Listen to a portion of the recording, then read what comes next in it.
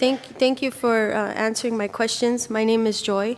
Hi, Joy. And it's an answer to prayer to be here. So here they are. 3 real quick questions, Okay. a little complicated.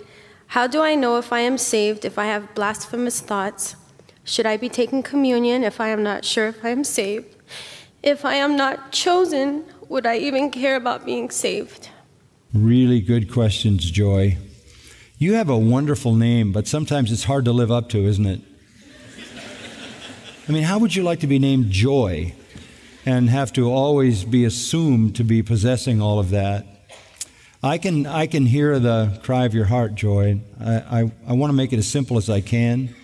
The fact that you are asking these questions is evidence of the work of God in your heart. It is evidence of your desire for Him and for salvation and to know Him.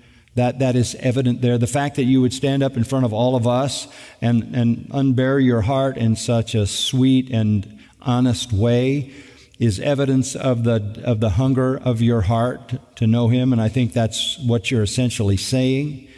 The way you know that you are saved is by your desire.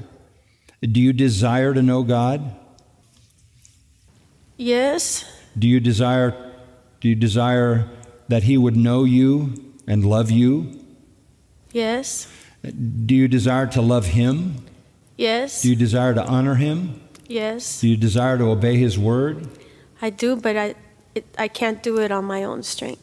Well, of course not. Join the club. And that's why we're all here. This is the same with all of us.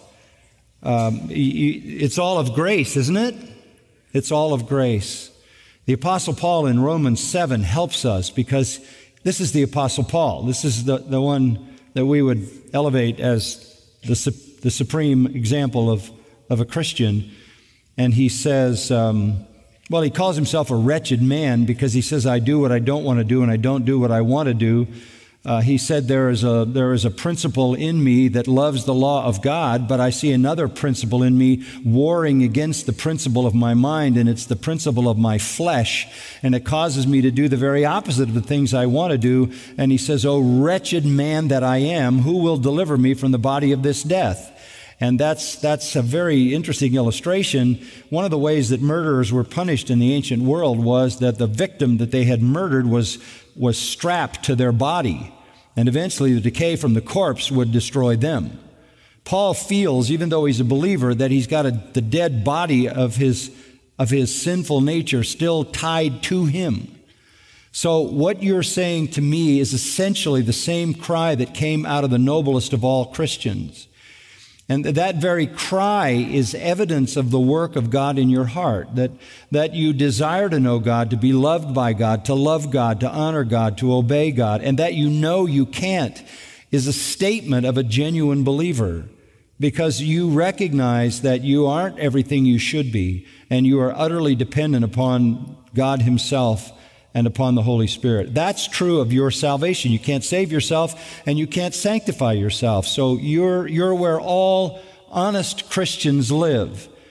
You're saying, I'm not what I want to be, but I know what I want to be. I'm not what I ought to be, but I know what I ought to be. It's about direction. It's about affection. It's about love. And we've talked about that recently when Jesus was restoring Peter.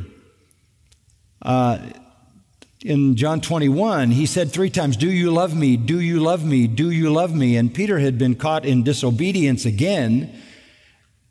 And yet he said, Lord, you know me, you know I love you. Then feed my sheep. He accepted the failing life of Peter, the tendency to be disobedient, and even maybe to have ungodly thoughts, which is just part of that remaining sin nature. But he accepted that man, and he accepts all of us if we love him, and calls on us to love him more. So you don't want to evaluate the character of your salvation by your failures. You want to assess the genuineness of your salvation by your desires, by what you love, what you long for, what you want. And you're here. And that says everything. This is not a place for people running from God. This is a place for people running to Him. But asking the question is important. The purest joy, to kind of play on your name a little bit, the purest joy in the Christian life comes when we are obeying Him, loving Him, serving Him, worshiping Him.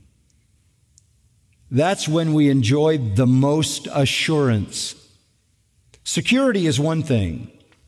Security means that I am saved and He will keep me until I see Him face to face. I'm secure in Him. That's not assurance. Assurance is the confidence I have in my mind of my salvation.